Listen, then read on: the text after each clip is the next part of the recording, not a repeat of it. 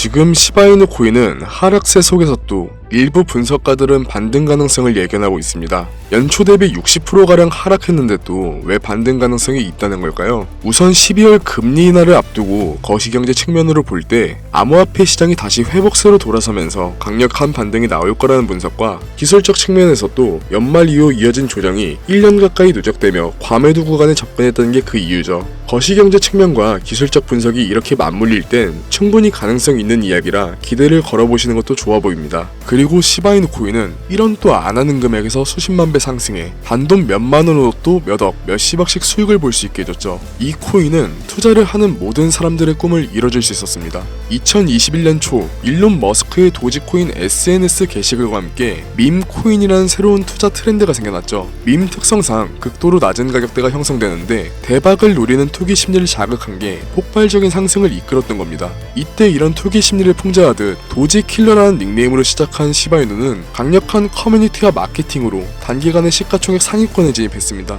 개발자들은 밈코인의 한계를 벗어나기 위해 주요 유틸리티를 개발했고 현재까지도 실용성을 만들기 위한 활동들을 이어나가고 있는데요. 시바 수업으로 디파이 기반을 다진 후 시바 이터니티를 추가했고 시바리움이란 핵심 인프라를 구축했죠. 이어서 현재는 개발 중인 메타버스를 통해 앞서 말씀드린 유틸리티들을 통합하고 확장하는 게 최종 목표입니다. 이 목표들만 달성해낸다면 시바이누의 가치는 자연스럽게 올라갈 수밖에 없는 거죠. 한편으로 일각에서는 부정적인 주장도 있긴 한데요. 대표적으로 발행량과 구조의 한계점을 짚고 있는데 공급이 너무 많았었고 초기 저점 물량들이 폭등 후 한 번에 쏟아져 나오게 되면서 고점에서 물린 사람들만 남고 초기 자본은 빠져나가 버렸다는 거죠. 여기에 늘어가는 가상자산 규제와 함께 조정장도 길어지면서 투자 심리도 꺾이게 된 거라는 건데 하지만 이 부분들은 개선될 여지가 충분합니다. 이미 가격이 빠진 이 코인이 왜 가능성이 있냐고 말씀드리냐면 활발한 생태계와 기술력 때문이죠. 밈이라는 타이틀은 오히려 홍보 효과로 사람들의 인지도를 높였고 실사용화를 넓혀 유틸리티를 확보하는 파트너십 체결과 현실적인 로드맵 그리고 끊임없는 개발은 밈코인의 리스크는 탈피하고 투자 신뢰도를 상승하게 만들 수 있다는 겁니다. 우선 발행량은 많지만 더 이상 늘고 있지는 않고 오히려 레이어 2 네트워크를 통한 자동 소각 메커니즘을 업데이트해서 거래 수수료의 일정 비율만큼 토큰을 소각하는 시스템을 사용 중인데 이 시스템을 사용하게 되면서 기존보다 소각률이 지속적으로 높아지고 있고 최근엔 소각률이 폭발적으로 증가하기도 했죠. 그리고 실생활에서의 사용처도 증가하는 추세인데 네트워크 확장성과 보안 기능 개선을 꾸준히 진행하며 디파이, NFT 등 다양한 신규 프로젝트를 구축하도록 유도하고 있고 온 오프라인 모두 시바이누 코인으로 결제할 수 있는 매장도 점차 늘어나 제휴 매장은 1000개를 넘어서고 있습니다.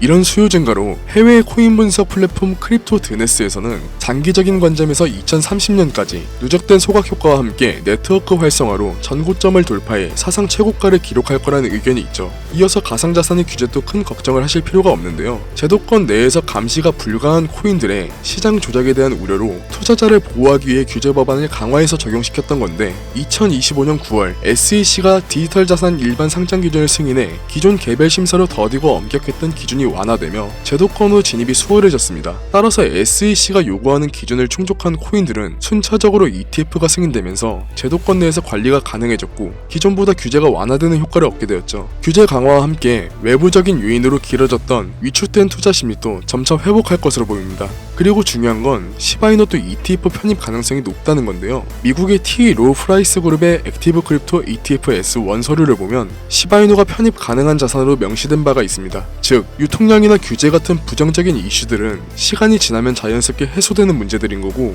지금 같은 실질적인 발전과 꾸준한 성장을 보여준다면 ETF 승인은 사실상 확정이라는 거죠. 결국 장기적으로 보유만 하고 있어도 큰 수익을 가져다 줄 수 있는 코인인 겁니다. 근데 장기 투자가 수익률 좋은 건 누구나 다 압니다. 긴 시간 동안 변동성을 버텨내는 게 어렵고 시드를 늘리는 건 한계가 있기 때문에 장기 투자가 힘든 거죠. 그렇다면 장기간 보유할 수 있는 기반과 구조만 만들어내면 되는 건데요. 그럼 어떻게 만들어야 되냐? 이미 실천 중이신 분들도 있겠지만 포트폴리오를 리밸런싱하고 분산 투자를 하는 거죠. 시바이누는 전망이 안정적인 종목인 건 맞지만 이 코인 하나에만 집중하지 말고 포트폴리오를 세분화하면서 안정적인 자산과 성장 잠재력이 있는 자산 그리고 리스크는 있지만 리턴이 큰 자산 다 비중을 다르게 잡아놓는 거죠. 이미 제도권에 들어간 비트 이더 같은 대형주의 비중을 늘려서 안정적인 기반을 만들고 시바이누 외에 또 유망한 알트코인과 밈코인들도 선점해서 중장기적으로 수익을 낼 수 있는 구조를 만드는 건데요. 그리고 과거 시바이누 같은 폭등이 있을 소액으로 수억을 만들어낼 수 있는 신규 코인도 몇만원 정도의 적은 비중으로라도 들고 가자는 거죠.